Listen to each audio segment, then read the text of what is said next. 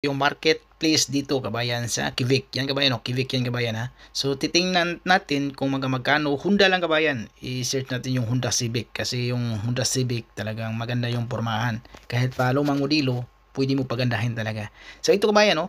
Sa 2012 model. So maganda siya kasi 2,000 lang. So magkano sa piso? Sabihin natin na 80,000 sa piso. So 180 km pa yung natakbo niya. So bubuksan natin kung mag 2,000 ba't kaya?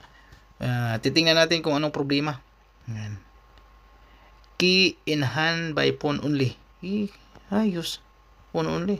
Automatic na. Sa Mount Magneto kabayan. Bali dito kabayan, pag pupuntahan to, nasa isang oras ata yung biyahe. Punta mo man. Hindi nakapunta na ako doon isang beses eh. Ito kabayan, no. So maganda pati kabayan, pero may bangga sa panel kabayan, no. Kita mo yung bangga sa panel. So wala na silang plate number. Kasi yung plate number dito kabayan, wala sa harapan, nasa likod lang. Isang plate number lang sa likod, sa harapan wala. Ito tama ata yung panel. Pero wala mang nakalista na may tama. So maganda pa rin yung body kabayan, no. Okay pa rin yung body. Yung makina malinis din. Wala ding sinabi kung may tama ba yung sasakyan, pero parang tama tong kuan panel eh. So maghanap tayo ng iba. Honda Civic niya kabayan, 2012. Wala ding sinasabi. Mayroon ding 2012 nga 31. So 31 nasa 124. Ganun kabayan. 124. Ito kabayan. Nasa Kivik talaga to. 2012 model. 124,000. Mga ganun kabayan. 120. Parang ano parehas lang eh. Parang parehas lang yung picture doon eh. Saban? Honda Civic. Honda Civic year 2012. So, yung mileage niya kabayan, 153,000 na siya. Maganda na rin ito kabayan. Pero, mas maganda itong 2,000, 80 lang. Kasi mayroon naman, ilagay naman nila yan kung may problema yung sasakyan. Ito naman kabayan, medyo mahal to siya. 10,000 nasa 400. 2013. Saan tingnan natin yung yan o kabayan, yung plate number sa likuran lang. Malinis talaga, malinis pa to. Tapos tingnan natin kung anong kuhan. So 2 owners, same family, never accident, open roof. Pag may problema kabayan, sasabihin naman nila kung may problema. So ibig sabihin ito, okay to siya, tumatakbo. Pag bili mo, kasi dalasan ito, pag bili mo, tatakbo na siya.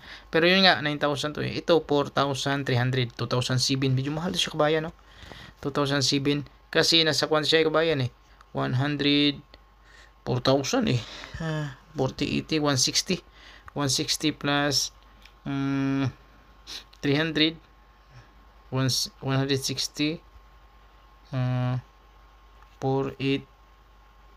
280, sabihin natin 280,000 to siya kabayan. Hatchback na siya kabayan, 2016. Maganda to siya kabayan, para sa akin lang. Pero bangga pala to kabayan, kaya pala mura. Sus, bangga yung harapan, yung headlight nito, pati bumper, palitan mo yan, yung grill din. Yung pinder, okay lang din naman sa tingin ko. Tapos mayroong glass na sa bubong. Maganda to. Yun. Pero ang problema nga, bangga yung bumper. So, kailangan mo pang ipa-repair to. Sa presyo na, walang headlight, dalawang headlight, wala pala. So, yun, marami ka pang gagastusin. So, wag na to. So, basag din pala yung airbag. Pati yung sa manubela. Pati si dashboard sa manubela. Wag na yan kabayan. Kaya pala medyo mura lang. That's 200,000. Yan kabila. So, itong Honda 2010. So, 5,000. 6,000 din to pala. Ayan. Ito. Medyo mahal din to siya kabayan. 6,000. So, kung paranin mo sa presyohan sa Pilipinas, iwan ko lang kung halos parehas lang o mas mahal dyan o mas mura dito. Hindi ko alam kabayan eh. Pag-comment na lang kabayan kung anong mas katulad nito kabayan. Nasa 6,000. 240,000. 2010 model. 2010 model. Mahal na yun sa kabayan. Tapos 2018 walang presyo. Dito tayo sa mga may presyo. Mayroon dito kabayan 375 lang. 2008 model. So nasa kuan na to siya kabayan. Nasa 8 12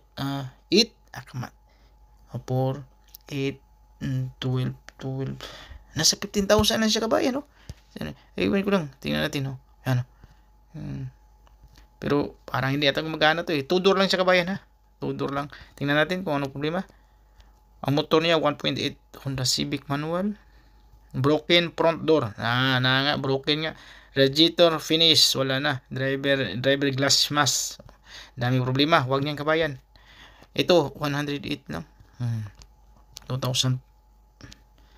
So, wala na siya kabayan. Ito kabayan, Civic 2010, 8,000. 4,000 Honda Civic. Civic 2007, 4,000. Ito. Pwede ito siya kabayan, no? 4,000. Ito. Ready na to siya kabayan, no? Gumagana to siguro. So, si Honda Civic. Let's do invoice. I have 3K invoice in engine. Oh, so okay na to siya kabayan. So, I'm about 130 from Civic. I'm about. So, ito okay to siya kabayan. 4,100 160. 160 siya kabayan. 160 pesos. 160. 2007 model. 160. Ito naman 2010, 2007 yung 160. Yung itong 2010 160 to 40. To 40 plus 500 to 280. Hindi 260. 260.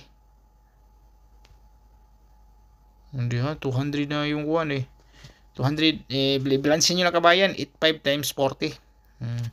Medyo mahal pa to. Pero ito, gumagana na talaga to. Maganda siya kabayan, no? Pang bata, may dalawang bata pala to. So, malaga yung may-ari nito. So, i-divide natin kung magkano. Tingnan natin kabayan para malaman yung presyo natin ito. 210. Yeah, 85. 85 times 40. Sabihin natin 40 lang. 340 pala to sa piso kabayan. Medyo mahal. 340 sa piso. 2010 model. Mas mura bata sa Pilipinas din. Sige, kayo na ang bahala umusga kabayan kung nasa Pilipinas kayo kung magkano dyan yung presyo ng Honda Civic. Pero pag dito kayo sa Quebec kabayan, nasindito ko siya sa mga yung mag-snow, may snow, talas, lalo na yung malaki yung snow, mas maganda mabili nyo yung SUV. SUV na bilhin mo kabayan kasi mataas yun. Kahit anong sakyan, basta SUV. Kabayan, maraming salamat kabayan, and don't forget to subscribe kabayan. Maraming salamat.